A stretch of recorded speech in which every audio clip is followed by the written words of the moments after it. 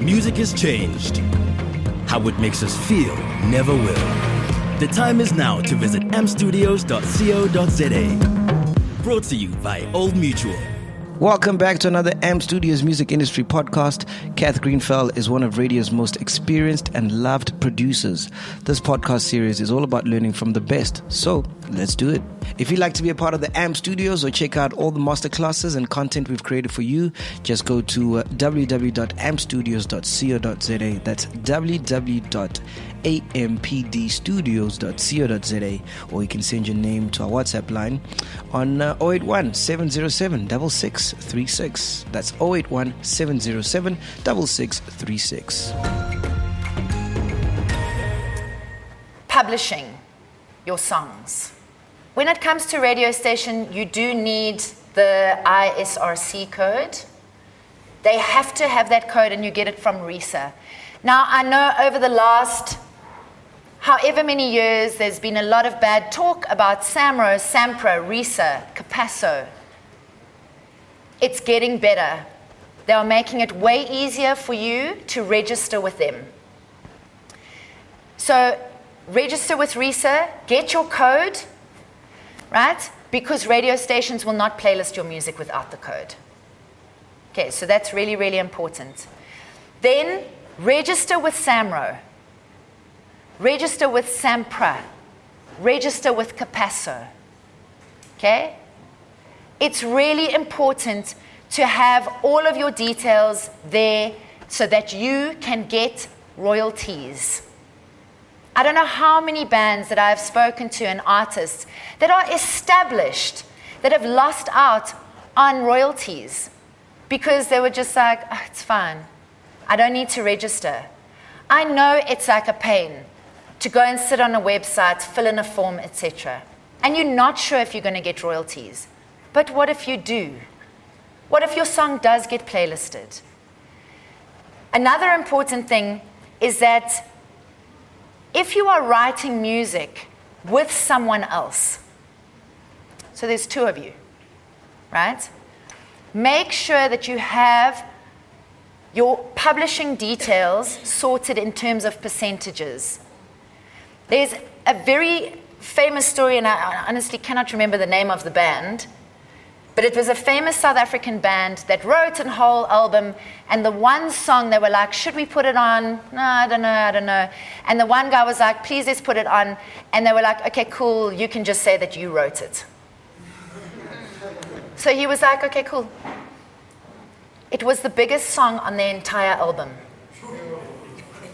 So he got all the royalties. He's still getting the royalties, and the rest of the band. You can't change it after the fact. Who here is a singer? Right? So you sing on other people's tracks. I have a very good friend of mine. She's amazing. She's been singing, she goes all around the world. She's made the fatal mistake of being friends with producers.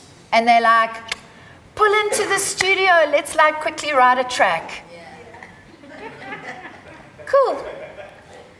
So she gets to the studio, sings on the track, it's her words, her voice.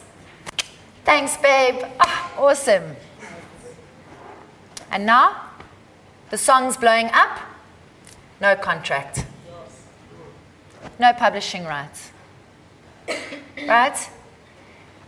Honestly, even if it is your best friend, your boyfriend, your girlfriend, your mom, brother, whatever, make sure that you do a contract with them stating that you will have rights.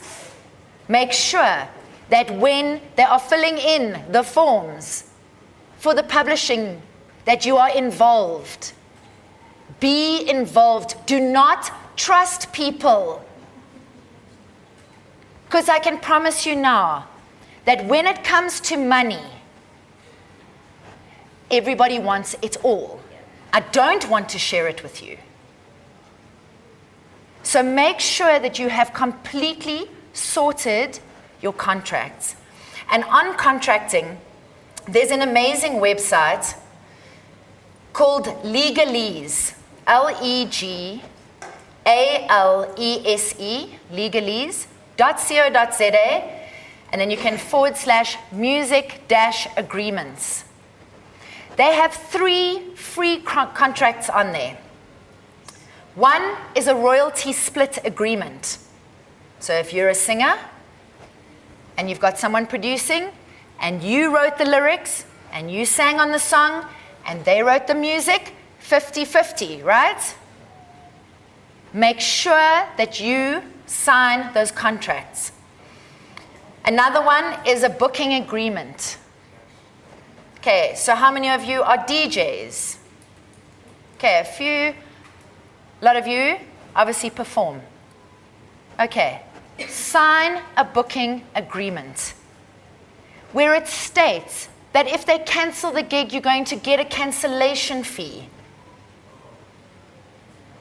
Don't forget those things. Make sure that you don't leave it up to the organizer of the event. Don't wait there for an agreement from them. You have to take hold of your career. You have to be responsible for yourself. And I've learned the hard way. I was DJing for years. Trust. Oh. Then the gig gets cancelled and I could have had another gig. Now I'm no money because I didn't get them to sign a contract. Okay, so make sure that. And then the last one is the licensing agreement. Okay, so make sure that if you are in the music industry, that you have these agreements, that you can send it out and make sure that they sign it.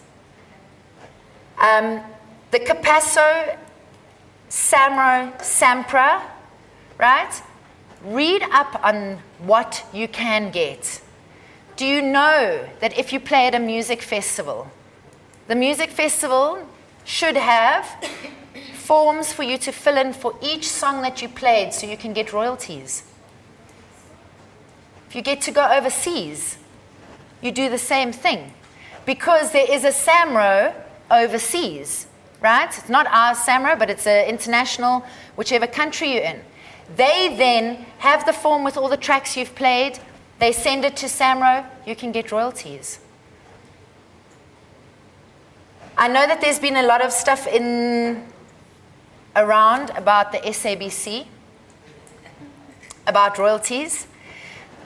So I've been saying it for years, because I mean we've known for years that they haven't paid Samro.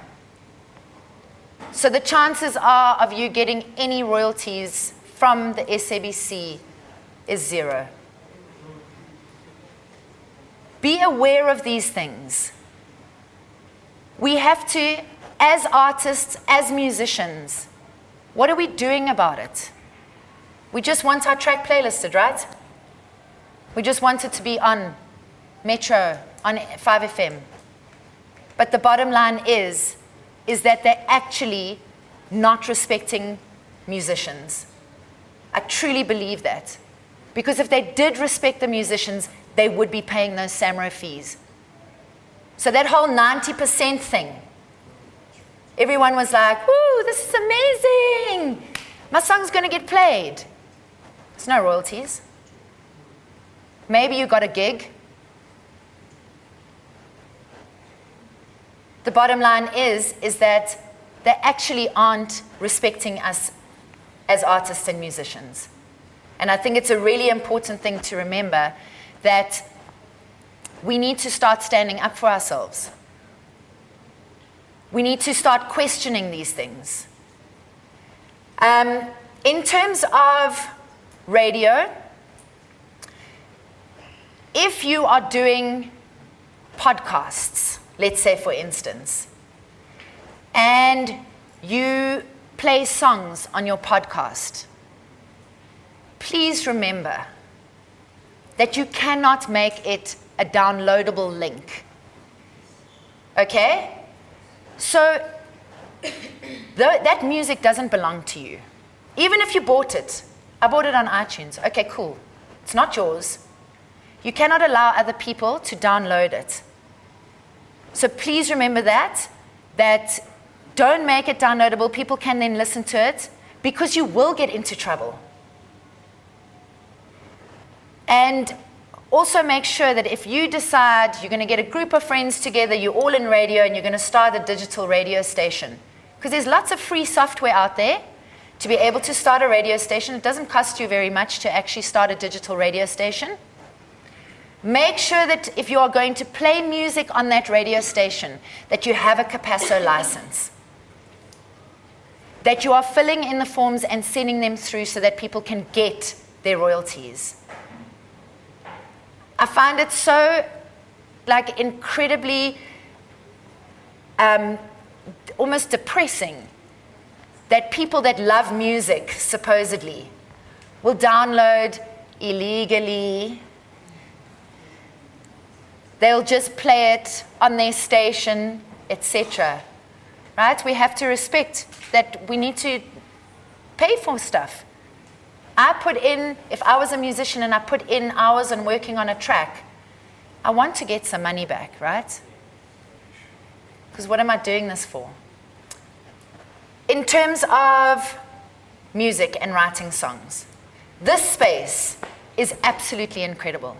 The fact that you have access to a studio. Who could, as a musician, who could ask for more? Because let's be honest, how much does it cost to record an album or a song? Hey? Thousands. Thousands and thousands. And who has that money? Not me. Right? These sort of spaces are absolutely magnificent. They are helping up and coming artists. I also want to say that if you are planning on spending money at a studio to write tracks, have a listen to what that studio has done before. Okay? Make sure that they are amazing. Do not spend 5,000 Rand on making one album. Right? It's like physically impossible to hire a studio space with someone that is amazing. You want someone that is amazing. 5,000 Rand is not going to get you amazing. These are the facts. Rather, decide, I'm going to choose these 2 tracks and I'm going to spend 5,000 Rand on recording 2 tracks instead of 12. Okay. And as I said, make sure that it sounds amazing. Because I can promise you now, if you send that track to a radio station, what's going to happen? They're going to hear the bad recording. Sorry, we can't play it. Now I've already spent my money. You have to be on the pulse of what is happening. Just think about the music genres in South Africa, how it's changing constantly, right? New ones come in. So we can't be making a track. So what's big at the moment? Amapiano, right? So now is drum, it's already fading, right? Yeah. Faded.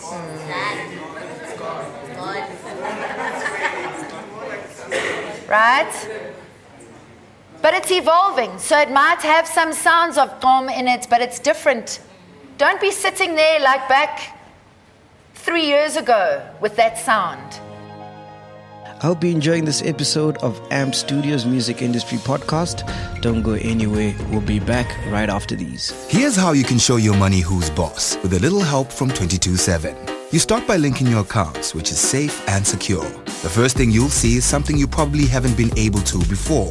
All your money stuff together. With your accounts, cards, investments, loans, and rewards all in one place, you can see all your transactions, balances, and your net value now and over time. Then, 227 automatically creates a personalized budget based on your actual spending. It sorts your transactions for you, so you know exactly where your money goes. You can see what you usually spend, plan to spend, have already spent, and have left to spend. That helps our customers make changes that save them hundreds or thousands almost immediately and every month.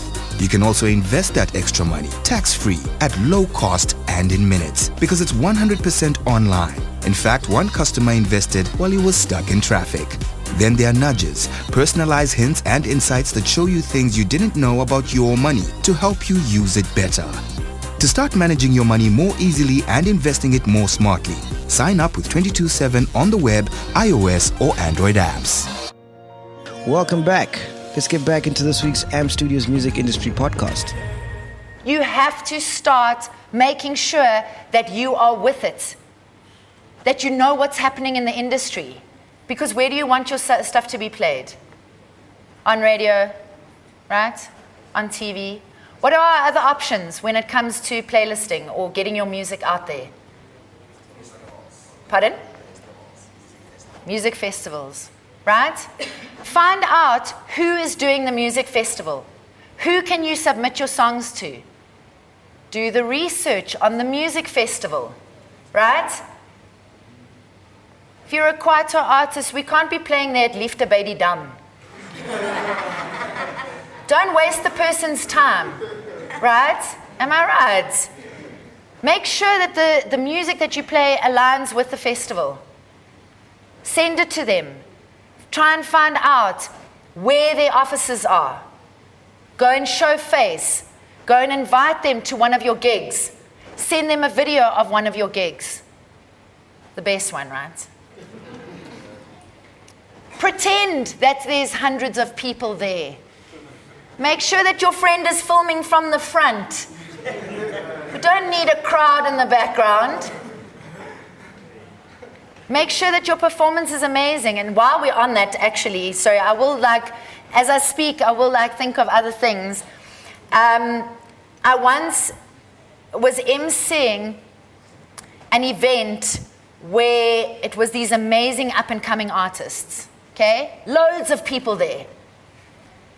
People that you wanted to watch you at this event. And the one girl that I was really excited to see, she came to me, she's like, do you have a charger? Do you have a charger? I'm like, I don't, but you're about to perform. So well, what do you need? My music's on my phone. You guys laugh, right? This girl was playlisted on radio. She's been performing at events with her cell phone, which is totally fine, right? But how is it possible that you cannot be prepared? We know cell phones. We know the battery dies. There are Instagrammed 5 things, battery dying now. I've just told everyone I'm performing, but I can't. Make sure that you contact the event. Make sure that you have the right equipment. Ask them, do you have a computer? Can I bring a USB stick with my music on? Make sure that you have a backup. Right? Be 100% prepared. I remember chatting to a band that was performing at Opikopi as on the main stage for the first time. They'd been performing at the festival numerous times, but now they were performing on the main stage. They phoned the festival organizer. They asked the festival organizer, who is doing the lighting and sound? Please give me their contact details. They messaged and called the sound guy and said, we're going to be rehearsing next week for Opikopi. Could we pay you to come to our studio so that you can know exactly how our sound setup works? They then wrote a whole list of exactly what they wanted in terms of their lighting. It was spectacular, the show. But they made the effort because they wanted it to be spectacular. They spent the extra bit of money to hire that sound engineer to come for an hour to watch their rehearsal. Right? So it's about being prepared, doing your research, making sure that the equipment that you have is going to work, making sure that you are there an hour before your show. I went to a festival this last weekend, and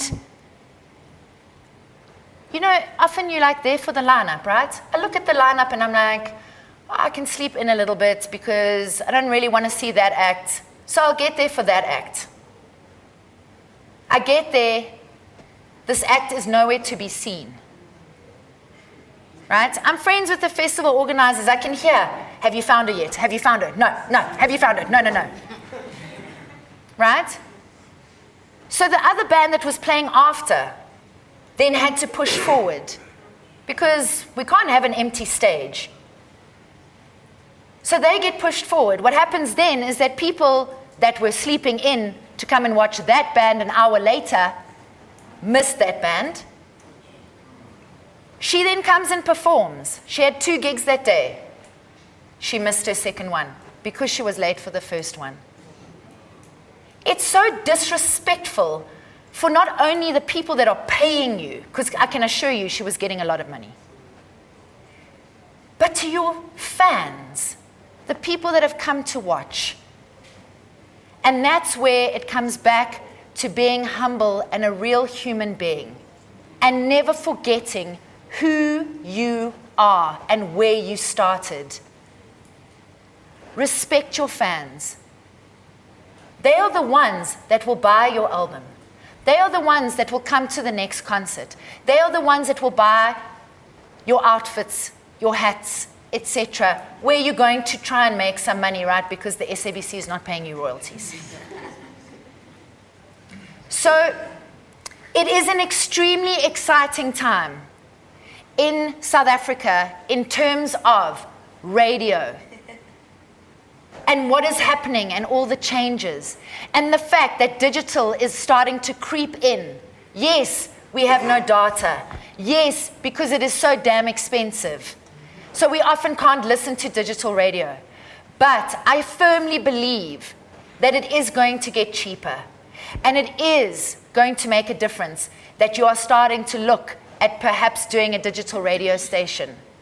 Yes, the landscape and the beauty of the music industry is magical. The stuff that is happening in South Africa is just like, it blows my mind every single day. The stuff that I hear from people that have recorded their music in their bedrooms. They are on Fruity Loops, right? It's incredible. The fact that we have a space like this. The fact that we are able to sit here today and you, singer, might be looking for another producer to make a hit track, right? 50-50 split, is somewhere here. Meet people, talk to people. Find another person that's perhaps starting out with video, sound, make friends. We all battling, so let's try and make the split of the 100 rand that we make at the door. We each get 20, right? Because let's be honest, we can't make a music video with someone that costs 50,000 rand. We have to start working together.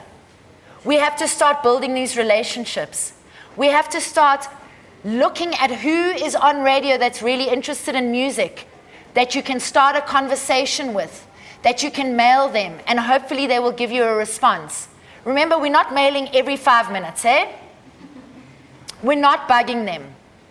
We're not going to drive them insane, where they block you on Twitter and Instagram. We're occasionally messaging and saying, please listen to my track. My track is amazing. It's like creeping around on Twitter and people are listening and people are starting to talk about it. Don't lose out on not listening to my track and playlisting it on your radio station. Be the first one to playlist my song because it's amazing. We need to think about how we word things. Please don't slide into someone's DMs, hi. Okay. Be upfront, say, I am a musician, and give the details. Not hi. Maybe they come back and say hi. How are you? No. Done. Right? And then obviously if you go out to gigs, start seeing who's up and coming. And start asking them, can I play before you? Can I get on the lineup? Maybe say to them, you don't have to pay me anything. Just want to be the opening act. right? We have to start somewhere. We have to start building up by using other people's fans to come and listen to us. But it is an exciting time. It is doable, but bear in mind that it is also so hard. Do not for one moment think that it's easy. I remember just one quick last story. I remember a guy sending me his track, a demo. For 2 years we worked on that demo, backwards and forwards, backwards and forwards. Try this, change this. Now by the time the song is sounding good, we're already on to I'm a piano because that genre is finished. Now we must change the track. But he pursued until he found the right sound that worked for that track. And can I tell you, he's now putting out amazing songs. And get people to be honest with you, right? Not your mom. I'm sure my students are going to remember this story. I always told it. Like, you know Idols, the wooden mic. You know, all those people, they sang for their mom and they said that they were amazing. You have to find someone that is going to be honest with you about your music. And when someone says to you, listen, I think you should go for vocal training. Do not go back to them and say, screw you, everyone's told me I can sing. Then don't ask anybody for opinions, right? I had that once where I said to the guy, because I could have said to him, stop singing. You're not a singer. But there was some potential there. And if he went for vocal training, he would have been better. His songwriting was quite good.